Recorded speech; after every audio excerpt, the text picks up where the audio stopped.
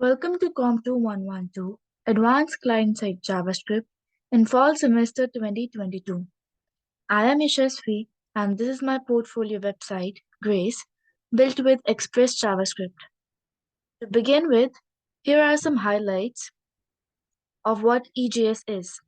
Express is a minimal and flexible Node.js web application framework that provides robust features for web and mobile applications. Express provides a thin layer of fundamental web application features without obscuring Node.js features that you know and love. Express provides us with a file system template. This template is comprised of public, routes, views, node modules, and index files.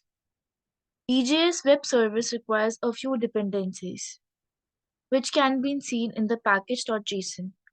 These dependencies are cookie parser, debug, EJS, Express, HTTP error, jQuery, and Morgan. To execute the project, we need a server.ts file, which creates a local server for running the project. Also, we need an app.ts file to import all the required dependencies like HTTP error, cookie parser, and others to create a middleware configuration for the application.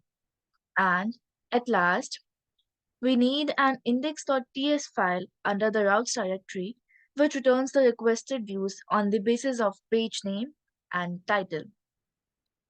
Now, moving on to the web application. This is how the web application looks. There are many modifications as compared to the last version of the web. This version includes a new logo for the company, call to action animations, and a mission statement on the landing page. Navigating to the projects page, these are some of my projects describing the project name, the role, and the description. You can also visit the website using the links given below. Moving on to the services, these are some services that Grace provides. Interested clients can request a code from here.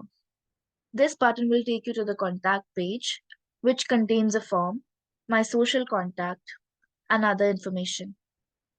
Last but not the least, about the company. This page describes who am I and my vision. You can also see my resume before requesting a quote. Well, this brings us to the end of the screencast. I hope you enjoyed.